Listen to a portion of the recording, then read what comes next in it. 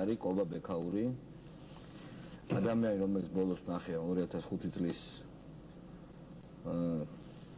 სასამართლოზე 2005 წელს ეს არის დაზარალებული ჩემი. კობა ბექაური მოვიდა, რათა ნათელი მოფინოს იმ საქმეს, რომელიც დაგმართა მიშას ხელისუფლებამ მე და ოხრეიდი დათოს. რატომ მოხვედი? დიდი მადლობა ჩვენ რომ შევხვდით ერთმანეთს. მე მინდოდა რომ ერთხელ სამუდამოდეს მომეხსნა ეს თვით, იმიტომ რომ რა იყო რეალობა, როგორ იყო ეს მე თქვა ყველაფერი, იმიტომ რომ ამ სიტუაციაში ტრადიცია არ იყო, რა თქმა უნდა, როგორც გამოძიებას და სასამართლოზე იყო. დადგერა საერთოდ არ იყო. მე მინდა გითხრა, რომ შენ ახლა ჩვენ დაკავშირება შენ ინიციატივით მოხდა, ჩვენ საერთო მეგობარი დაგვიკავშირდა. აი ამდენი წლების მანძილზე შენ მე არასდროს არ ვთვლიდი შენს მთავარ მტრად და ზუსტად ვიცოდი რაც მოხდა და ეს შენი ბრალი რო არ იყო, მაგრამ ბუნებრივია ხა ძალიან ცუდი რეაქცია ყოველთვის ჰქონდა შენზე და კარგია რომ შენ ახლა აი ამ ყველაფერს ხვევი. მოდი დავიწყოთ იმ ისტორიიდან. ჩემი ტელევიზიის კონტრაქტორი ფირმა, კომპანია აკეთებდა ფილმს იმ ტერმინალზე, სადაც შენ მუშაობდი, სადაც შენ აკეთებდი. ამ ტერმინალთან დაკავშირებით მართლა მქონდა ჩემი ოჯახის ინტერესი, მაგრამ ეს და ამაზე შემდეგ ვისაუბროთ, როცა დაიწყო ფილმის კეთება, რომელიც არარეალური იყო თვლიდი. დავიწყე ჩვენ ქონდა მაშინ ურთიერთობა, რომ შენთან მოვედი და გითხოვე, რომ იქნებ მომეხმარო ამ შენ საუბრობდით აი ამ ფილმის შეჩერება მინდოდა და ჩვენ საუბრობდით და ამის შემდეგ რომ არ გამოსულიყო ეს ვარიანტი, ამის მერე რა თქმა უნდა ყველას ტელეფონი ქონდა საუბარი, ყველას უსმენდე. როცა შენთან დაკავშირებით უკვე დაიწყო საუბარი, რა თქმა უნდა დამიძახეს და მითხრეს. აი მოყევი ისტორია კარგად. სად დაგიძახეს? დამიძახეს და მითხრეს, რომ იქნება ესე მოგვაგვარებინა, როგორც ჩვენ გეტყვით და როცა ავედი, მაშინ დასამალი არც არის რა, დასამალი იჯდა ახლა ეს კაბინეტში ვანო მერაბიშვილი. ის რომელი ახლა ეს კაბინეტში ადეიშვილი და თავდათა. მაშინ როცა იყო ეს საუბარი, რომ ფული შემეთავაზებინა შენთვის და ამის მერე შენ დაგაკავებდნენ, ერთი პერიოდი წინ აღდგობა გაუწია. იქ უთხარი ხომ ჩემგან არ გამოვიდეს ეს და მე არ მივცე. რადგან ადეიშვილმა მითხრა, რომ დაგიჭერდა გაგანადგურება. მაშინ შალვა ისე იჭერდნენ ტიპებს და ქრებოდნენ და ანადგურებდნენ, რომ პირადად ჩემთვის ადეიშვილს აქ ეს ნათქვამი. პირადად მითხრა, რომ მე ვთხარი წინაღრობა გავწია, იქ ერთიც ესწრებოდა, მახსოვს პროკურორი იყო. და მითხრა ადეიშვილმა, რომ გიჩვენი აირჩიე, ან დაგიჭერდა გაგანადგურება, ან ფული მიცე. რაზე დაგიჭერდა? შენ ხო არაფერი დანაშაული არ ქონდა მაშინ. მაშინ არ ვიცი ახლა დანაშაული ვის ქონდა და არ ქონდა, რა მნიშვნელობა კატომურ ბუნდს დაგიდებდნენ, ის დაგიჭერდნენ. ჩეულებრივი მოვლენა იყო მაშინ დაჭერა, აბსოლუტურად ჩეულებრივი მოვლენა იყო. და დაიგეგმა ეს ოპერაცია. ანუ პირადად ვანო მერაბიშვილი, ჩემი შეკითხვაა ესეთი. 2005 წლის ზაფხულში პირადად ვანო მერაბიშვილი პირადად ვანოც ადეიშვილიც და კაბინეტში ვიჭიქით, შევედი თუ არა, სკამზე იჯდნენ მარჯვენა მხარეს. და პირდაპირ დაიწყეს საუბარი, რომ ჩვენ უსმენთ და ჩვენ ვიცით და უნდა შეესაბამოთ. ის ფულიც რაც შეეხება 30.000 მე არ მქონია. პირადად ვანომ დაურეკა ეს ხელს და მის ხელმა მოიტანა ის ფული. შენ ოპერაციის დეტალებზეც მოყევი. მე მახსოვს იქ ბინაში შუქი იყო. ამ შუქთან დაკავშირებით მახსოვს კარგად, რომ მერაბიშვილმა დაურეკა გილაურსო შუქი ჩემკვრალ ყოვაკეში. ერთი პერიოდი მახსოვს რაღაცა ძალიან და რომ არაპირებდა შუქის შაქრობას და მე არა კარგი სიტყვებით მოიხსენია და მე ჩაქრა ის შუქი. ოპერაციის დღეს, როცა ეს დამთავრდა და როცა შენ ეს გადაიღე, ფული შეიცვალა თუ არა? ხო, ერთ შენ ინტერვიუში წავიკითხე, უთქვიეთ შენთვის ამის შესახებ, როცა ფულს მაძლევდნენ, მე უთხარი ვქნებ არ გაეკეთებინათ. მე არ ვიცი ვის რა წვანე სითხე არ დაესხა თუ რაღაც ხელზე არ ამყოლიყო, რომ მე ამეც ყოფილი გზიარო და კაი, მე როგორც ვიცი, ფული სხვა მოგეცი, რომელიც არ იყო გაკეთებული. მე რომელიც შენ ფული აიღე და რომელზეც ხელზე აკვა, ის სხვა ფული იყო, იმიტომ რომ ეს სუფთა ფული მოგეცი, რომელიც გავიგე. ანუ ორჯერ მოიტანეს ფული. ეს გადაღებული მასალა, ოპერაცია დამთავრდა. გადაღებული მასალა სად წაიღეს? გადაღებული მასალა ისევ დავუბრუნდი მე მახსოვს კუდის შენობაში. სადაც დღევანდელი ქალაქის მერი გიგი დამხვდა და გიგიმ წაიღო ეს მოსალა. გიგი უგულავამ წაიღო, მაშინ გიგი უგულავა მაშინაც მერი იყო და საქმეში იყო. ყურის შენობაში დამხვდა გიგი უგულავა, გამორთა და წაიღო და ხოლმე მქონდა რომ მეთქი იქნებ ჩემი თავი არ გამოჩნდეს გიგი მეთქი, მაგრამ ყველაფერი გამოჩნდა, იმიტომ რომ სააკაშვილს რა მონაწილეობა ქონდა? სააკაშვილს ერთი დარწმუნებით გეტყვი რომ შენი გაჩერება მაშინ ყველაზე მეტად უნდა და ალბათ არხის გაჩერებაც. ამდენჯერმე მახსოვს თუცა ადეიშვილი ელაპარაკა მე როგორც მახსოვს. იქ შენობაში მე მაშინ არ ვიცი იყო თუ არ იყო საერთოდ ის ტელეფონით ელაპარაკა, ხო? ხო ხა მიშა უთხრა და ახლა ანუ რომ თავდები საქმის დეტალების არ გავიდა ხო მიშა უთხრა და გავიდა მახსოვს ეს ძალიან კარგა. ყველა საქმის ყურში იყო მოკლედ, იმიტომ რომ მე არ მახსოვს მაშინ თავად ადეიშვილი ბოლშევიკი უშუალობის მინისტრი იყო. თუ პროკურორი იყო აღარ მახსოვს. ანუ 3-4-ვე და 5-ვე ყველა იქ იყო რა, აბსოლუტურად. ის ჩვენებები, ის განცხადება, ეს ყველაფერი, ეს არის სრულ ჩვენებები, ეს არის ყალბი ჩვენებები. ეს ვინ დაგაწერინა შე? მე ჩვენება რაც დაწერეს, მომიტანეს და ხელი მოვაწერე მაშინ არც წავიკითხე, მაშინ რომ ამას გამოკეთებინეს და გავაკეთე და ის არც ხას რა ეწერა, იმიტომ რომ იქ კოხრეიძის შემოსვლაც უნდოდა თან საქმეში და რაღაც შეხვედრების მოიფიქრეს. ეხლა ის რომ კოხრეიძე და მე და შენ პარლამენტის გვერდით შევხვდით და რაღაცა ეგ რო არ არსებულია და არ ყოფილა. ანუ შენ იცოდი რო აწერდი ამას? არაფერი არ ვიცოდი, ეხლა ამას წინათ მკითხე შენ რომ ამ ჩვენებას აწერე. მომიტანეს ჩვენება დაწერილი იყო, ვინ მოგიტანა? ვინც აწარმოებდა საქმის გამოძიებას აწარმოებდა ლაღაძე. იმან მოგიტანა, არც აგიკითხავს, ისე მოაწერა. არც აგიკითხავს, გამოგიგზავნეს, ნუ მოაწერა ხელი და მოაწერა.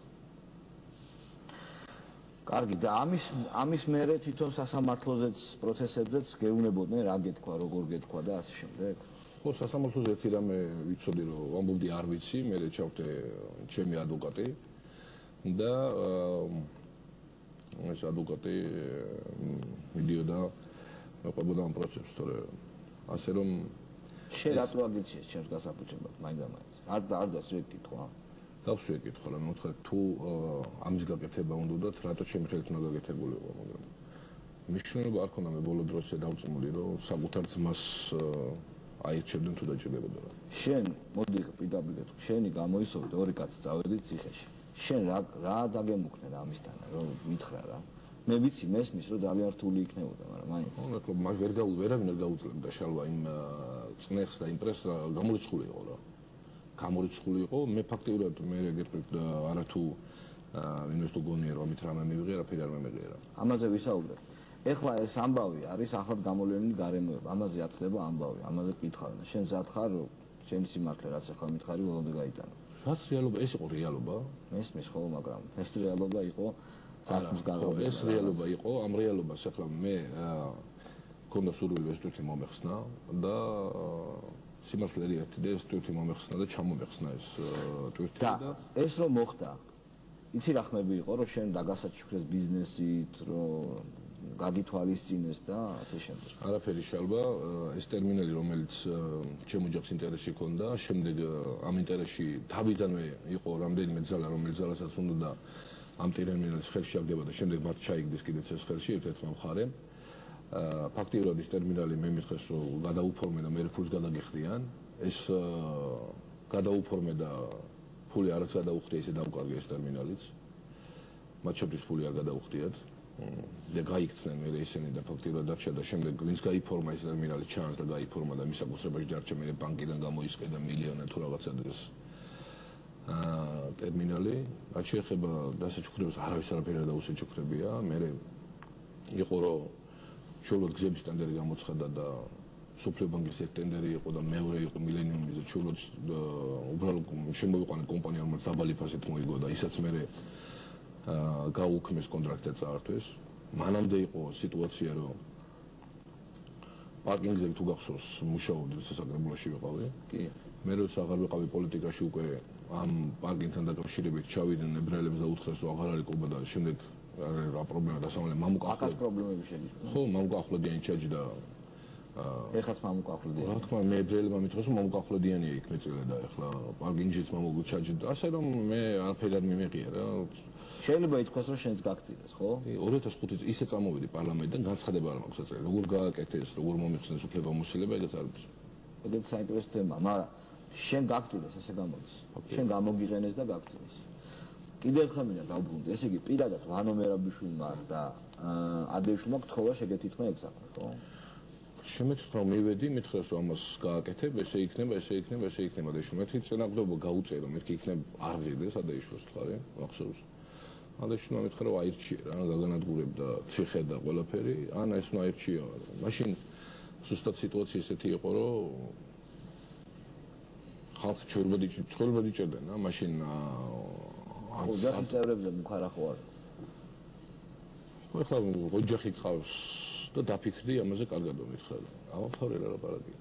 ეხლა უცხო შეხვედრა. ადეიშვილი არ იყო ესეთი, ვთქვათ, ჩვენ ვიცნობთ ერთმანეთს და ადეიშვილს ძალიან დიდი ხანი რევოლუციამდე და ესეთი ადამიანი იყო, რომელიც მე მაშინ მე კონტაქტი აღარ მქონდა, კი ვიცნობდი, მაგრამ რომ მივედი კაბინეტში დამხვდა იქ რა. არა, მე იმას გულისხმობ, რომ ეგეთი კაცი არის, 20 ჩუმი წყნარი და გასასული მაშინ სურვილი ყველაზე დიდი ალბათ იყო შენი გაჩერების. და ამ ტელევიზიის გაჩერების და შენი გაჩერების. ხო, ახლა რას გწნობ შენ? ეხლა რაღაც ხალხი გვიყურებს, მილიონი ადამიანი, ალბათ ყოველ შემთხვევაში მთელი საქართველოს გაიგებს მაგ ამბავს. ხო, მორალურად გრძნობ, რომ რაღაც დიდი პასუხისმგებლობა მოვიხსნა, ის ტვირთი მოვიხსნა და შერიგებისთვისაც გადმოვდგინა ბიჭი, რომ რეალურად მეთქო შენთვის რა იყო რეალობა და რა იყო სინამდვილეში შეცდომა. აფერია მაკარაზმაძე წეს, თრუჩვენებისთვის მაგას არაფერი არ ეკუთვნის. თრუჩვენება, რომელიც მიღებულია ზეწოლით და მუქარით და აგერ ყობა ლაპარაკობს, რომ ეს ყველა თრუჩვენება იყო მუქარით, ეს უკვე აღარ არის დანაშაული. მე კიდევ ერთხელ ვიმეორებ, მე არც არასოდეს არ მქონია პირადად შენთვის ძალიან ნეგატიური თქმა, ჩემი მთავარი მტერი და მოწინააღმდეგე იყო მიშა და მე რაღაცნაირად შევძელი მის დამარცხებაში წვლილი შეტანა. ამიტომ მე არც მიპატიებია და დიდი მადლობა იმისთვის, რომ ეს გააკეთა. თავარი ის არის, რომ მე როგორ დაეწყო შენი ცხოვრება რა.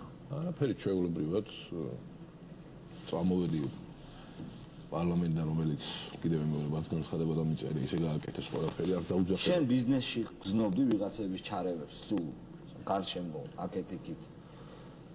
ხო, რა თქმა უნდა, ბიზნესი საქართველოში ეს ყველაფერი რა თქმა უნდა იყო გაყოფილი და დაალაგებული, მაგრამ რაც შეეხება მსოფლიო ბანკის და მილენიუმის ტენდერს, რომელიც მოიგეცა შემდეგ ეს კომპანია გააგდეს საქართველოდან. ადეიშვილმა პროკურატურამ დააჯერიმა ის 19 წართვა გარანტია თელემები და გაუჩერეს და ჩამოართვეს ის ქსები. მე მოხდა მებრალებს შორის და სამიწო შორის შეთანხმება, მაგრამ ესაც დამთავრდა. რაც თემა მქონდა დაწყებული, არც ერთ თემაში არა ვარ და არც ერთ თემასთან არა ვარ და ამით არც სარგებელი მიმიღია და არც არაფერი მიმიღია. აქ ჩვეულებრივი საკითხია, რომ თქონდა წესი, რომ ამით აკეთებდნენ და ამთავრებდნენ. ესმის. დიდი მადლობა იმისთვის, რომ შეძელი ეს და ერთხელ მახსოვს მე უფე მითხრა, რომ ასაც ვიტყვი, რომ იქნება მიხვიდეო შალვასთან ციხეში. მე უფეზენო. ხო, მე უფეზენო. ხო, მე უთხარი მე უფეს, რომ ახლა ლაპარაკული ისრული მაქვს. კარებიდან როცა მე მივიხარ შალვასთან ციხეში სანახავ და მოთ კარებიდან როგორ გამოვალ, მაშინ იქნა ნომერიც გავაფორმები და მეთქი. ამიტომ მაშინ ამის გაკეთება ურთულესი იყო და დიდი მადლობა მოუხატოთ ჩემს მეგობარსაც, საერთო მეგობარს, რომელსაც შედგადა. ჩვენ გაცემ სტუმარი იყო ყობა ბექაური. ყობა, მე ვიცი რომ შენ ბევრი გაქვს მოსაყოლი ბიზნესზე და ასე შემდეგ. მე ვიცი რომ ეხლა შენ შეიძლება ძალიან ბევრი გადაგემტეროს, ეხლაც კი და ამიტომ მე ვითხოვ რომ შენი უსაფრთხოება იყოს დაცული, იმიტომ რომ შენ ისეთ ინფორმაცია თქვი ეხლა.